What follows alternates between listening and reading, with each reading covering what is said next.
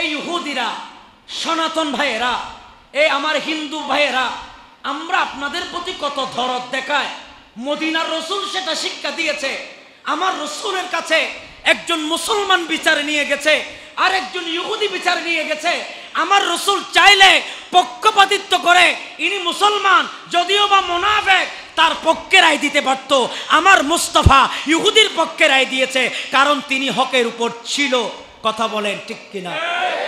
যতবার নবীকে কষ্ট দিয়েছে আল্লাহ ততবার আমার নবীকে দিদারে এলাহি দিয়েছেন। একটু জোরে বলুন না সুবহানাল্লাহ। আমার ভাইয়েরা, আল্লাহর নবী যখন মেরাজে যাচ্ছেন বলেন, তখন আমার নবী কি দুনিয়াতে ছিলেন কিনা? ছিলেন। আরো জোরে বলেন। আল্লাহর নবী দুনিয়াতে হায়াতে জিন্দেগির মধ্যে ছিলেন।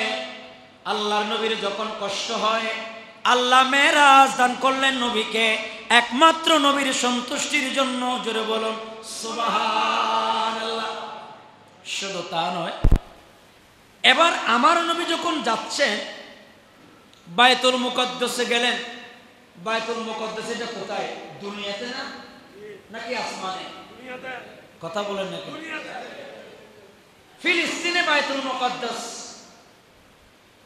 সুবহানাল্লাযী আসরা বিআবদিহি লাইলাম মিনাল মাসজিদিল হারামি ইলাল মাসজিদিল আকসা। এতটুকু হচ্ছে কোরআনে পাকের বর্ণনা। আল্লাহ রাসূল মেরাজে গিয়েছেন, মসজিদ হারাম থেকে মসজিদে আকসা পর্যন্ত কোরআনের বর্ণনা। তাইলে মসজিদে আকসা এটা কোথায়? দুনিয়াতে। এটা কোথায়? দুনিয়াতে। রাসূল যখন গেলেন দেখতেছেন এখানে সব নবীরা আমার রাসূলকে ইস্তেকবাল দেওয়ার জন্য দাঁড়িয়ে গেলেন। সুবহানাল্লাহ বলে। এখন আপনাদের কাছে আমার প্রশ্ন, মূসা নবী, ঈসা নবী, ইদ্রিস নবী, ইয়াহিয়া নবী, নূহ নবী, আদম নবী, এরা কি এখনো দুনিয়াতে আছে না কবরে চলে গেছে? কথা বলেন। আমার নবী আসার আগে অনেক হাজার হাজার বছর আগে এরা তো দুনিয়া থেকে পর্দা করেছে। কিন্তু আমার নবী যখন বায়তুল মুকদ্দাসে হাজির, তখন অন্যান্য নবীরা হাজির আছে না? আছে। এখন আপনি নিজেকে প্রশ্ন করেন, এবার যদি মরে যায় তাহলে আইলো কেন? আবার শুধু কবরে না, কবর থেকে উঠে দুনিয়াতে, আবার বায়তুল মুকদ্দাসে। সুবহানাল্লাহ।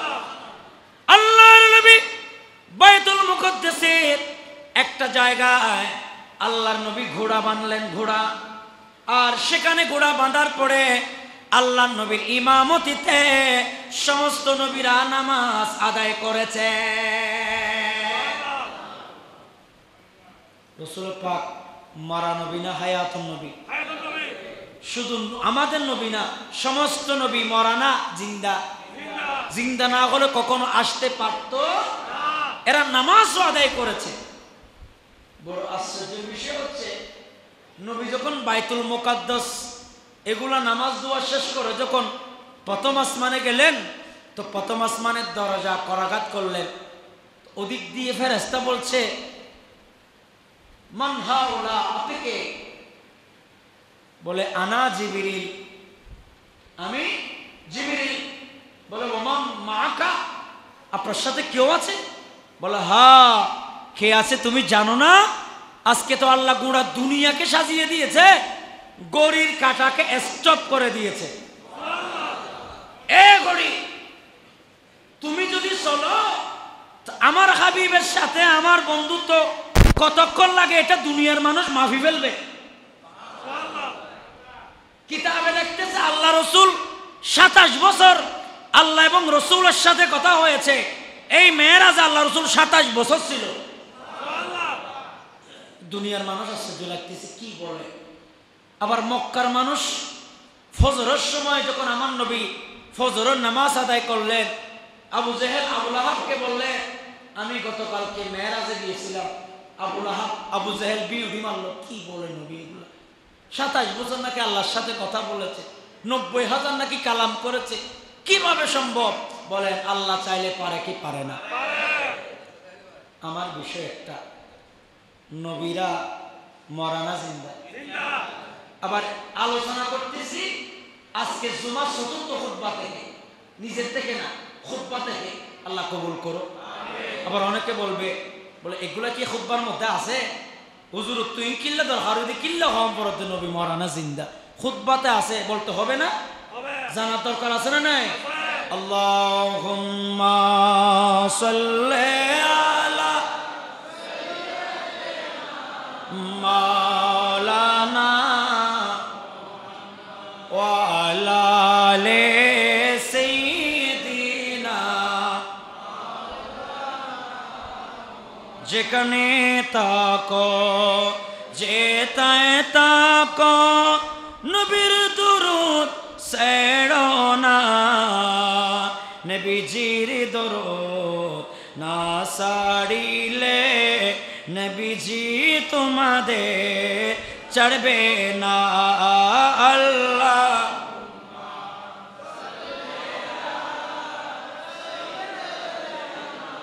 মাওলানা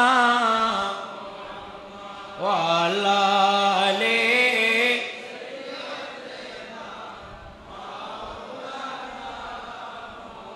নবীর রওজা শরীফ দেখে মন ভরে না, দিদার দাও গো শাহে মদিনা, দিদার দাও গো শাহ। সবাই বলেন না, নবীর রওজা শরীফ দেখে মন ভরে না, দিদার দাও গো মদিনা, দিদার দাও গো শাহ। আরশে মেহমান করেছেন আল্লাহ, কত শান কত মান কামলি ওয়ালা, কত শান কত মান কামলি ওয়ালা। ও গো মদিনা ওয়ালা করো করুণা, দিদার দাও গো শাহে মদিনা, দিদার দাও গো হে মদিনা। নবীর রওজা শরীফ মন ভরে না, দিদার দাও গো শাহে মদিনা। সালাতুন ইয়া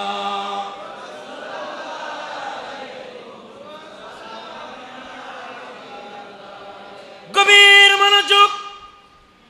আল্লাহ সমস্ত শহীদগণ কবরে যাওয়ার পরে তারা মরা নয়, তারা জিন্দা, বাল আহইয়া।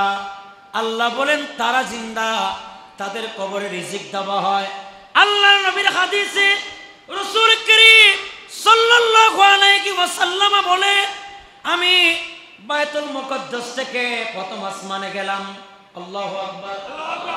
আমি রাসূল প্রথম আসমানে গেলাম, যাওয়ার পরে আল্লাহ নবী বলে আমি সেখানে দেখলাম এক একজন নবীরা আমি রাসূলকে ইস্তেকবাল জানানোর জন্য তারা বাইতুল মুকদ্দাস ছিল, আবার দেখা যায় তারা প্রথম আসমানে হাজির। আপনারা নিজেরাই বলেন, ওই সমস্ত নবীরা তো আল্লাহ রাসূলের শত বছর আগে, হাজার হাজার বছর আগে দুনিয়া থেকে পর্দা করেছে, তো ওরা কিভাবে ওখানে গেল? তার মানে বোঝা যায় আল্লাহ চাইলে যে কোনো বান্দাকে নিয়ামত দান করতে পারে কি? তবে সবাইকে আল্লাহ এই ক্ষমতা দেন না।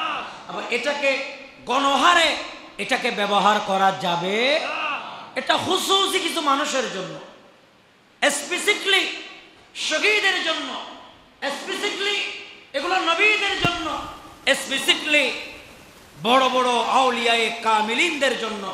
আল্লাহ আমাদেরকে বুঝাতে হবে। তো আল্লাহ রাসূল বলেন যে আমি দেখলাম আল আম্বিয়াউন আহইয়াউন ফি কুবুরিহিম ইউসাল্লুন। এই হাদিসের ব্যাখ্যায় আরো কয়েকটা হাদিস আনা হচ্ছে। কদ রাআইতুনি ফি জামাআতি মিনাল আম্বিয়া ফাইদা মূসা কাইমুন ইউসাল্লি, আমি যখন আসমানে যাচ্ছি তখন দেখতেছি মূসা নবী কবরের মধ্যে নামাজের মধ্যে নিয়ত বাঁধি ফেলছে। সুবহানাল্লাহ। মূসা নবী কোথায় নামাজ পড়তেছে? আমার রাসূল বলতেছে কদ রাআইতুনি, আমি রাসূল দেখলাম তিনি কবরে নামাজ পড়তেছে। ওমা, আমি প্রথম আসমানে আস্তে আস্তে দেখতেছি যে নামাজ শেষ করে আবার আমি রাসূলকে ইস্তেকবাল জানানোর জন্য আবার রাসূল সেখানেও চলে, আপনার মূসা আলাইহিস সালাম সেখানেও চলে আসে।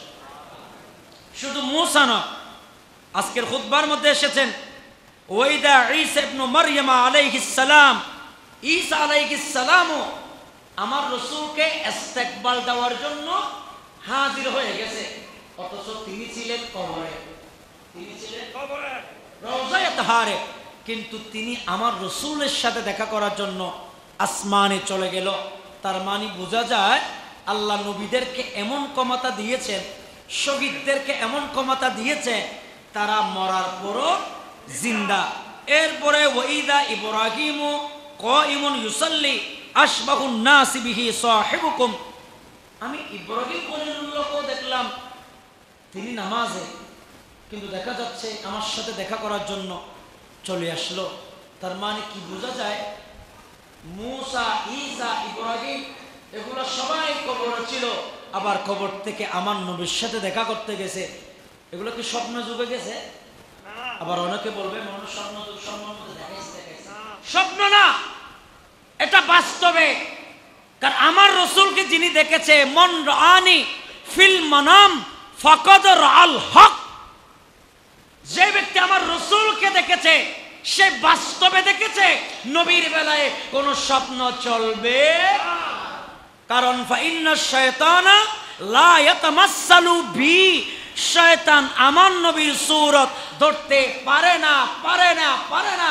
যে আমার রাসূলকে দেখেছে সে যেন বাস্তবেই আমার রাসূলকে দেখেছে। তাহলে এই হাদিসগুলো থেকে প্রমাণ হলো শহীদ এবং নবীগণ জিন্দা। আপনাদের কোনো অসুবিধা আছে? বিশ্বাস করতে অসুবিধা লাগবে? এটা বিশ্বাস করা লাগবে কি লাগবে না? এটা হুকুম কার? ওয়ালা তাহসাবান্নাল্লাযীনা কুতিলু ফি সাবিলিল্লাহি আমওয়াত, আল্লাহ বলে বাল আহইয়া ইনদা রাব্বিহিম ইউরযাকুন, যারা আল্লাহর রাস্তায় শাহাদাত বরণ করে তোমরা তাদেরকে মরা ভাবিও না, তারা মরা নয়। বল আহইয়া, বরং তারা জিন্দা, তাদের কবরে রিজিক দেওয়া হয়। জোরে বলুন সুবহানাল্লাহ। এবার আসেন, মূসা নবী কবরে জিন্দা, যে কোনো মুহূর্তে দেখা করতে আসতে পারে, আপনাদের বিশ্বাস আছে না? ঈসা নবী কবরে জিন্দা, তিনি নামাজ আদায় করে নবীর সাথে চাইলে দেখাও করতে পারে। ইব্রাহিম আলাইহিস সালাম তিনি এখন কবরে আছে, তিনি জিন্দা অবস্থায় আছেন, চাইলে আল্লাহ রাসূলের সাথে দেখা করতে পারে। আচ্ছা, মূসা, ঈসা, ইব্রাহিম এসব নবী শুধু এরা না, লক্ষ লক্ষ সমস্ত নবী রাসূল আল্লাহ রাসূলের সাথে দেখা করেছেন। এরা যদি আসতে পারে, আপনারা আমাকে একটু মনোযোগ দিয়ে মন মাথা ব্রেনটাকে ঠিক রেখে বলেন, আল্লাহ রাসূল আমাদেরকে দেখে কিনা? কোন উম্মত যদি আল্লাহ রাসূলকে আসলে মহব্বত করার মতো অন্তর থেকে করে ফেলেন, তাহলে তিনাকে দেখার জন্য নবী আসতে পারে কিনা? এই বিশ্বাস আপনাদের আছে কিনা? এটা হচ্ছে কোরআন সুন্নাহর নির্দেশ, এবং এটা সহিহ মুসলিমের হাদিস। বিশেষ করে মাওয়াকিবুল লাদুন্নিয়াতে কোট করা হয়েছে, সিরাতে নববিয়া, সিরাতে হালাবিয়া, এসব কিতাবগুলোতে এই বর্ণনাগুলো আছে। আল্লাহ আমাদেরকে বুঝার তৌফিক দিন। এই বিশ্বাসের বিপরীতে যারা যাবে, এই বিশ্বাসের বিপরীতে যারা তাদের ঈমানটাকে নিয়ে যাবেন, আল্লাহ তাদের ব্যাপারে বলে ইন্নাল্লাযীনা ইউযুনাল্লাহা ওয়া রাসূলাহু লাআনাহুমুল্লাহু ফিদ দুনিয়া ওয়াল আখিরা, আল্লাহ এবং রাসূলের বিরুদ্ধে যারা কথা বলে, যারা নিশ্চুপ থাকেন রসুলের বিরুদ্ধে করেছে, আপনি নিশ্চুপ, আপনার কোনো প্রতিবাদ নেই, আপনার কোনো প্রতিবাদের ভাষা নাই, তখন আল্লাহ রসুল এর ব্যাপারে কুরআনুল কারীমের নির্দেশ, আল্লাহ বলেন আল্লাহ রসুলকে যারা কষ্ট দেয় দুনিয়াতে তাদের উপর লানত, আখিরাতেও তাদের উপর লানত। এটা কার কথা? আল্লাহর কথা। এরকম ঘটনা যদি আপনি দেখেন, দেখবেন আবু লাহাবের সন্তান উতাইবা, সে আমার নবী, এগুলা মানে ইসলামের প্রাথমিক যুগের কথা বলছে, মানে যখন নবী দ্বীনের দাওয়াত দেন নাই, তখন আবু লাহাবের ছেলের জন্য আমার নবীর মেয়ে রুকিয়াকে নিয়ে গেল। আপনাকে কথা বুঝতেছে? আবু লাহাব এর সন্তান নাম হচ্ছে উতাইবা, আর আমার নবীর মেয়ে রুকিয়া, এই রুকাইয়াকে আবু লাহাবের সন্তানের জন্য নিয়ে গেলেন। নিয়ে যাওয়ার পরে আমার ভাইয়েরা, রসুল যখন ইসলামের কথা, দ্বীনের কথা বলছেন, আমার রসুলের দ্বীনের কথা শুনে ওই উতাইবা আমার নবীর মেয়েকে তালাক দিলেন। আমার রসুলের কলিজায় কষ্ট লাগছে কি লাগে না? কত বড় স্পর্ধা! আমার নবীর মেয়েকে লোকসম্মুখে তালাক দেওয়া। আমার রসুল তখন একটা দোয়া করেছেন, আল্লাহুম্মা সাল্লিত। আমার নবী এই দোয়াটা করেছেন, আল্লাহুম্মা সাল্লিত আলাইহি কালবান মিন কালাবিকা। আল্লাহ, দুনিয়ার যে কোনো একটা কুত্তা দিয়ে, দুনিয়ার যে কোনো একটা কুকুর দিয়ে তার এন্তেকাল করাও। আমার রসুলের কলিজায় আঘাত লেগেছে। আল্লাহ জিবরিলকে বলে, জিবরিল দেখে থাকবা, আমার নবীর কলিজায় কষ্ট দিয়েছে, তাকে এখন থেকে লানত শুরু করে দাও।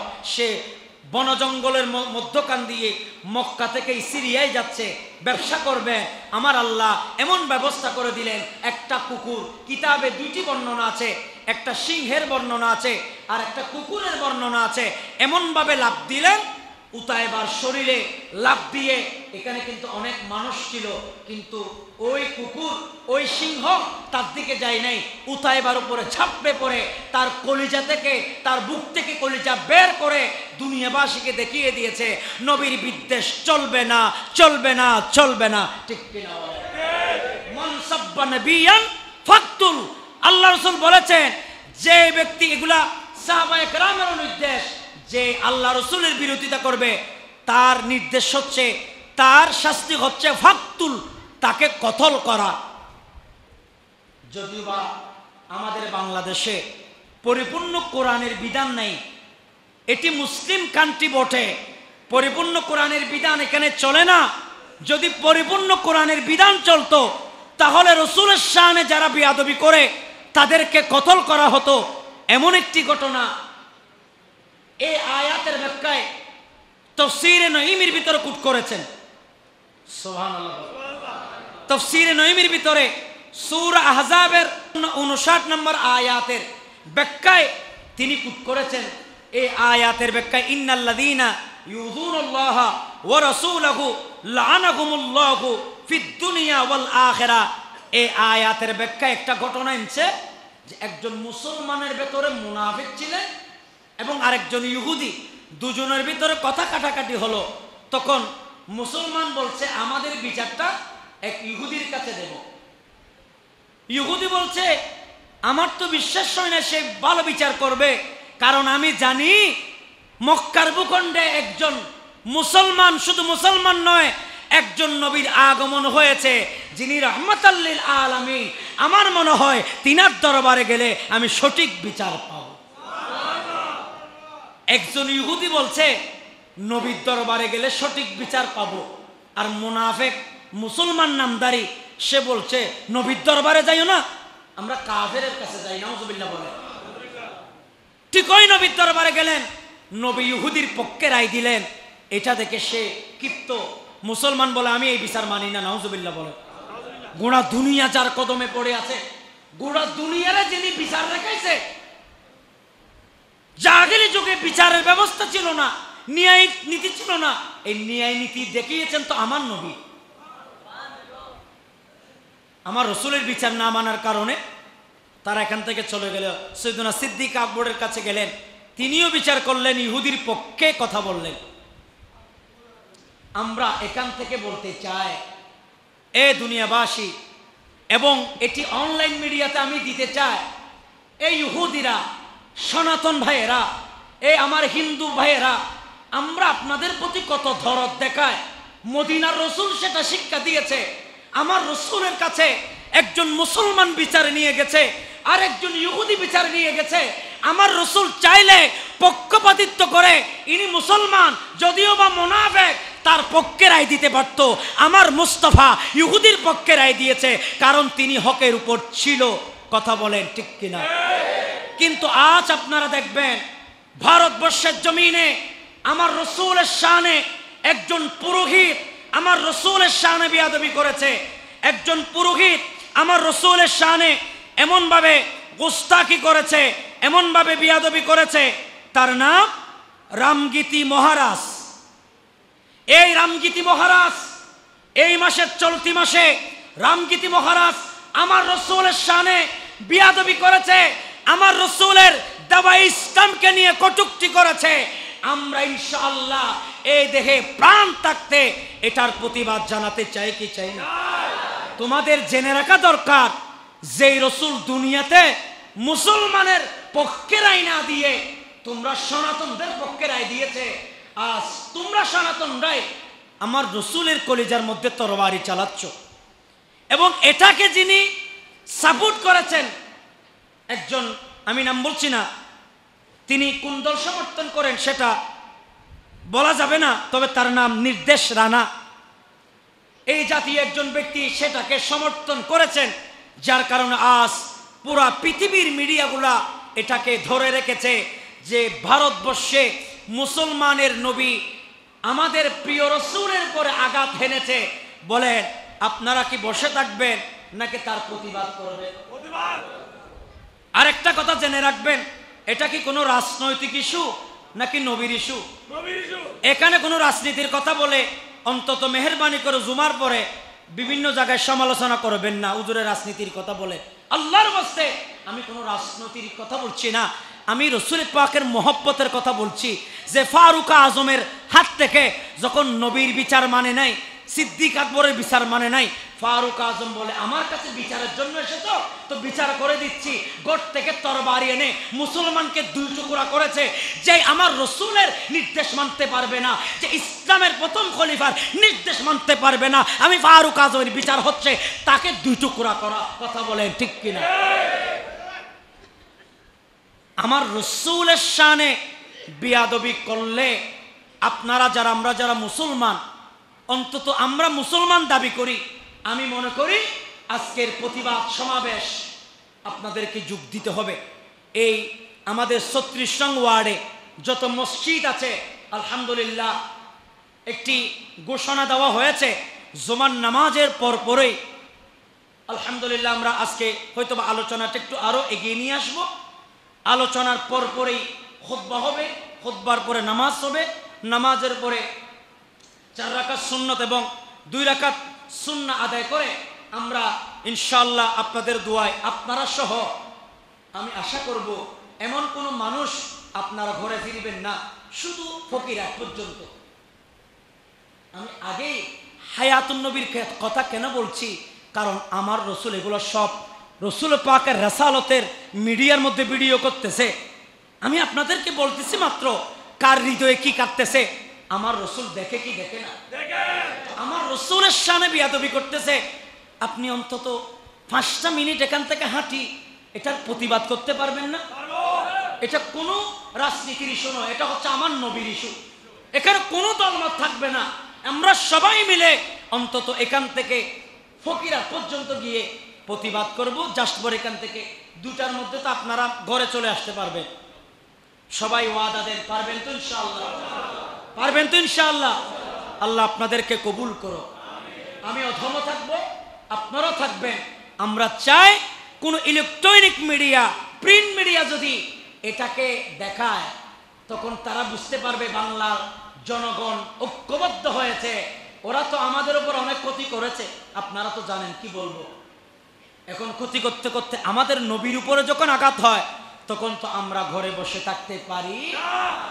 এজন্য মান সাব্বা নবিয়ান, যিনি নবীর বিরোধিতা করবে তাকে কতল করার জন্য বলেছে, কিন্তু আমরা তো কতল করতে পারবো না, আমরা প্রতিবাদ জানাবো। ইসলাম শান্তির ধর্ম। আবার অনেকে বলবে হুজুর কতল করতে না, এটা কোরআনের নির্দেশ, হাদিসের নির্দেশ, কিন্তু আমাদের দেশের পরিস্থিতি ওরকম নয়। সে কারণে জাস্ট ফর আমরা সিম্প্রিতি দেখাবো। আমার রসুল যেহেতু হায়াতুন নবী, আমার রসুল মদিনা থেকে আমাদেরকে দেখবেন, আমরা শুধু হেঁটে এখান থেকে ফকিরহাট যাব, সেখানে মোনাজাতটা আমরা সেখানে আমার 9 নম্বর মসজিদ থেকে আসবে, ঠান্ডা মিয়া মসজিদ থেকে আসবে, ফকিরহাট মসজিদ থেকে যাবে। এখানে আমি আশা করি শুধু এখানে এই মসজিদ না, আমার মনে আশেপাশে যত মসজিদ আছে ইনশাল্লাহ প্রত্যেক মসজিদের মুসল্লি আপনি পাবেন। কারণ এটা ব্যক্তিগত কোনো ইস্যু নয়, এটা হচ্ছে আমার নবীর ইস্যু। কথা বলেন ঠিক কিনা? জোরে বলেন না ঠিক কিনা? আল্লাহ পাক আমাদেরকে, নবীকে যারা কষ্ট দেয়, নবীকে যারা আঘাত করে, তাদের প্রতিবাদ করার দরকার আছে না নাই? এবং এই প্রতিবাদে আমি আশা রাখবো আপনারা এই প্রতিবাদের মধ্যে শামিল হবেন। বিষয়বস্তু ছিল ইন্তেকালের পর সমস্ত নবীদের হায়াত এটা ভিন্ন, মুসলমানের তুলনায় ভিন্ন। আল্লাহ পাক আমাদেরকে এই রাসূল কারীম সাল্লাল্লাহু আলাইহি ওয়াসাল্লামের হায়াতুন নবী মানার তৌফিক দিক, পঞ্জগানা নামাজ আদায় করার তৌফিক দিক। ওয়া মা আলাইনা ইল্লাল বালাগ। আসসালামু আলাইকুম ওয়া রাহমাতুল্লাহি ওয়া বারাকাতুহু।